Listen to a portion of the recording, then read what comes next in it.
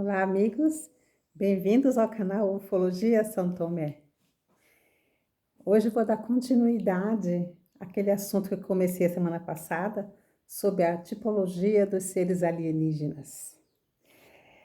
Semana passada eu estava falando um pouquinho sobre a relação que existe, né, entre as tipologias de seres, né, contatados com as constelações, né, e as representações delas enquanto tipos de animais existentes no planeta, não é?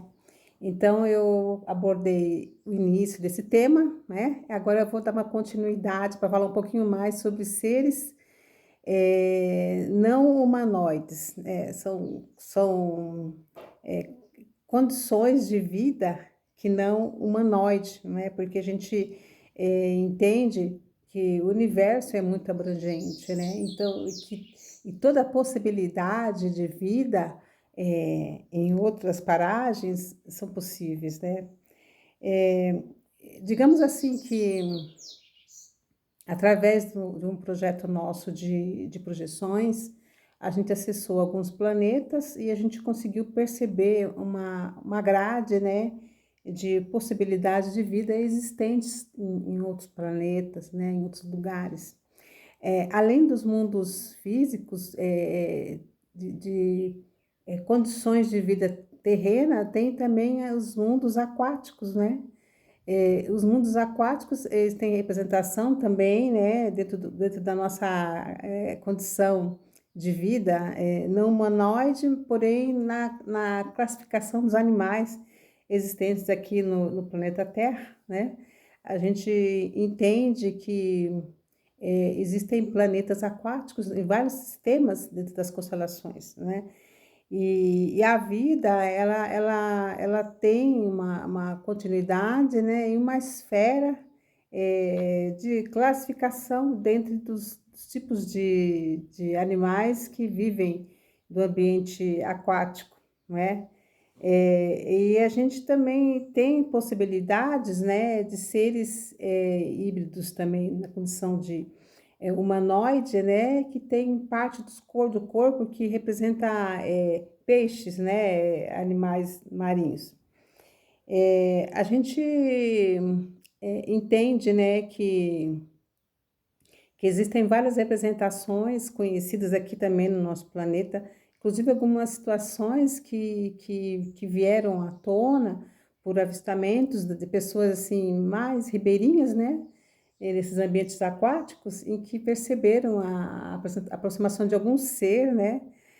Uma lenda bem conhecida é a lenda do boto cor-de-rosa na Amazônia, né? Em que os ribeirinhos perceberam a aproximação de um osso, né, que em noite de lua cheia aparecia e levava as meninas, né, para o fundo do rio.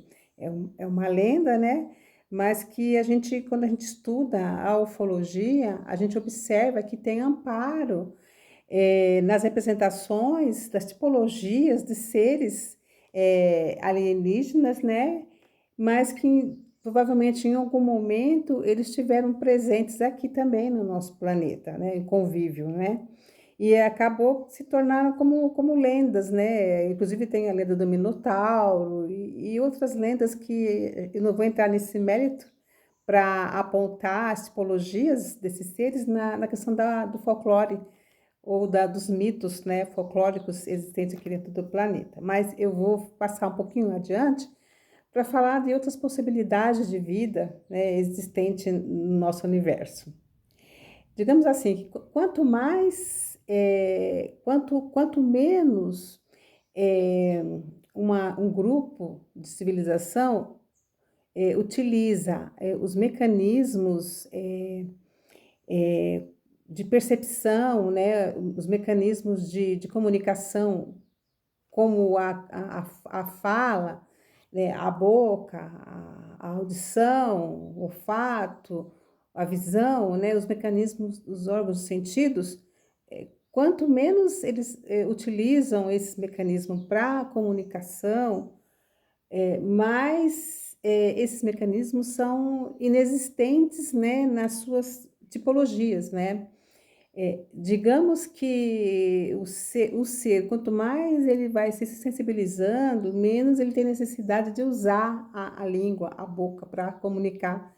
Por isso que a gente percebe que as civilizações mais avançadas que as nossas, elas utilizam o mecanismo da telepatia para a comunicação, né? E às vezes o mecanismo da teleinformação, que aparece no campo mental como imagens que são comunicados para a gente de algum tipo de informação que eles querem passar, né? Eu já tive esse tipo de situação, né, de abordagem com alguns seres que, ao invés de estar a telepatia como comunicação, havia as imagens que me enviavam, né? E essas imagens traziam a representação exata do que aquilo que eles queriam comunicar, né, naquele momento. Então, o que que a gente percebe? Se o ser ele aparece com pequena boca, quase a boca não existente, isso mostra também que a parte fisiológica desse organismo também não necessita muito da alimentação via oral, via intestino, e essa parte acaba sendo muito sutil, né, e quase inexistente. Assim como também a parte de ouvido, né, os olhos, a visão, porque a gente consegue enxergar, tendo essa parte, esse mecanismo liberado, enquanto camadas de DNA do nosso corpo, a gente consegue, inclusive, perceber, sentir, notar e inclusive ver situações que não estão no campo de visão, como o nosso, né, que a gente tem aqui agora.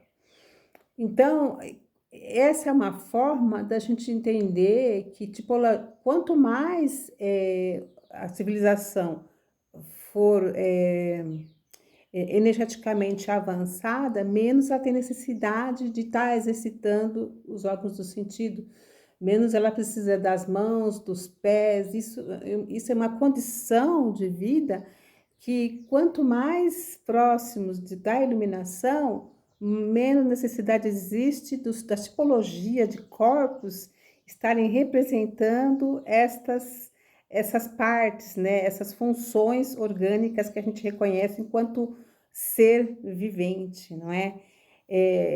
Isso para a gente poder entender que o universo é uma vastidão de vida que foge à nossa compreensão, né? Eu vou chegar a dizer para vocês que a consciência pura, ela é a forma mais sutil de vida dentro desse universo, né?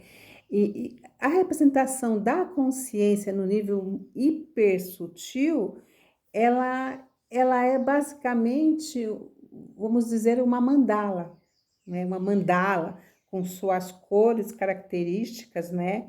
Daquela informação que aquele corpo vivente quer demonstrar, né? Digamos que o universo é uma corda, né? A questão da teoria de cordas, ela tem função específica quando a gente compreende a N possibilidade de comunicação da vida dentro do universo, né? Digamos que a vida, ela se processa por questões de vibração, né? E que a vibração é a condição de vida mais sutil de comunicação e interação dentro dos seres viventes do nosso universo, né? Digamos que a gente trabalha com a possibilidade de vida dentro de um universo em que a luz é a representação, né? Que é a consciência primordial, a primeira consciência que fala sobre comunicação dos seres viventes, né?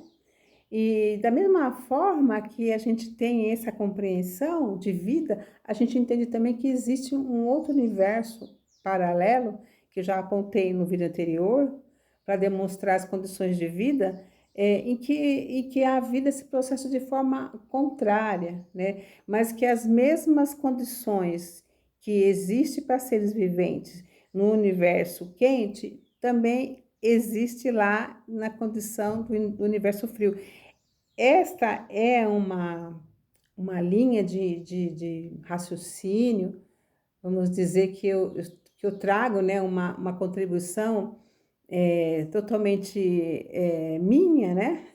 A partir das minhas experiências, de contatos, que já foram muitas, né? E isso vai trazendo para mim como um significado, né? Digamos que seria uma teoria, né? Porque a gente não encontra como amparar essa teoria numa verdade. Assim como outros sistemas, né, que a gente entende da física moderna, da física quântica, por exemplo, para explicar a física quântica, através da teoria de cordas, por exemplo, para sair do campo da teoria da relatividade, que ela entra no campo mais concreto, uma física mais pura, a gente compreende que, da mesma forma, as questões da vida dentro desse universo, ela também ganha essas possibilidades, né? Então, quando eu trago essa teoria, eu trago apontando aquilo que a nossa matemática ela garante como quanto representação, porque se os números da matemática reconhecem um universo positivo e também reconhece um universo negativo, isso demonstra que as leis da física, elas necessitam dessas antíteses, dessas forças contrárias para que haja movimento, não é? Então, quando a gente estuda a física, os movimentos de aceleração,